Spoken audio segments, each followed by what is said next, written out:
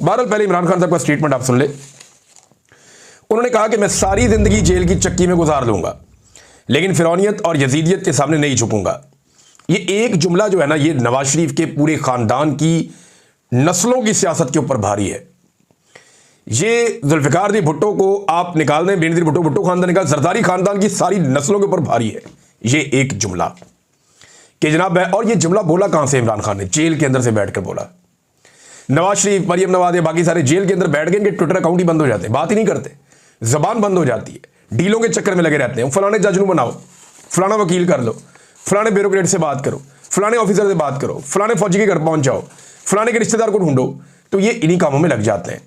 लेकिन यहां आप देखें इमरान खान साहब, मैं सारी जिंदगी जेल की चक्की में गुजार लूंगा लेकिन फिरौनियत और यजीदियत के सामने नहीं झुकूंगा। ये इमरान खान है। कानून की हुक्मरानी मेरी तहरीक का मरकजी मकसद है जिससे हम जंगल का कानून खत्म करेंगे।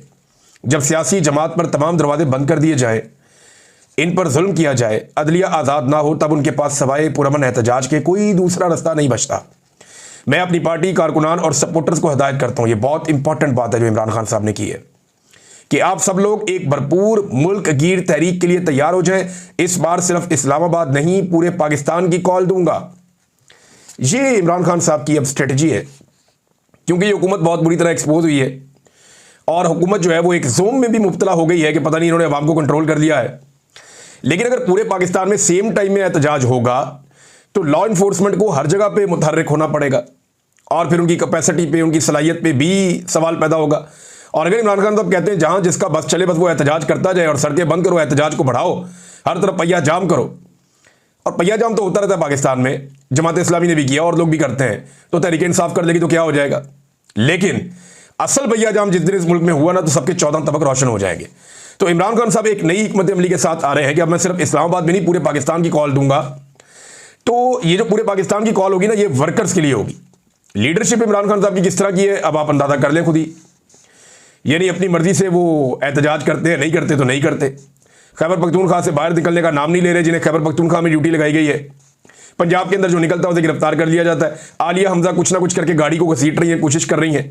इमरान खान की बहनों को बार बार बेयारो मददगार छोड़ दिया जाता है। लेकिन चले पहले इमरान खान का स्टेटमेंट पूरा करते हैं। पार्टी के तमाम लोगों को पैगाम देना चाहता हूं कि आप में से कोई भी इलेक्टेबल नहीं है।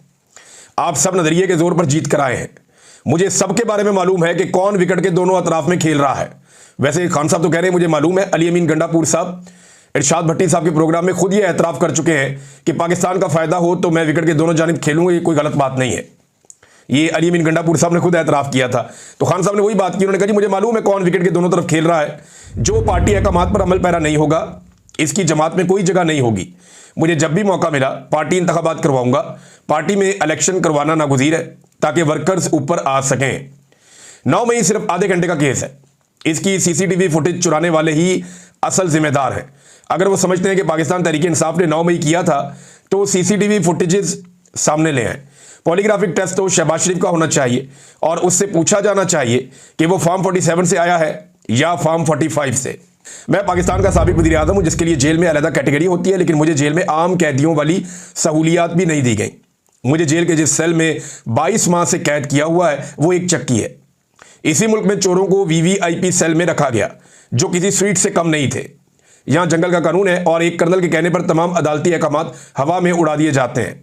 मेरे बच्चों से मेरी बात नहीं करवाई जाती, मेरी बहनों को मुझसे मिलने नहीं दिया जाता, मेरी किताबों से पता नहीं क्या मसला है कि 2.5 माह से मुझ तक कोई किताब नहीं पहुंचने दी गई।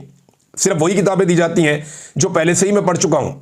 मैं एक सियासी जमात का सरबराह हूं, लेकिन मेरी जमात के लोगों को मुझसे मिलने की इजाज़त नहीं दी जाती। हालांकि इनके पास अदालती अहकामात होते हैं, फिर भी नहीं मिलने दिया जाता। सिर्फ मुझे अजियत देने के लिए मेरी अहलिया को सजाएं सुनाई गई।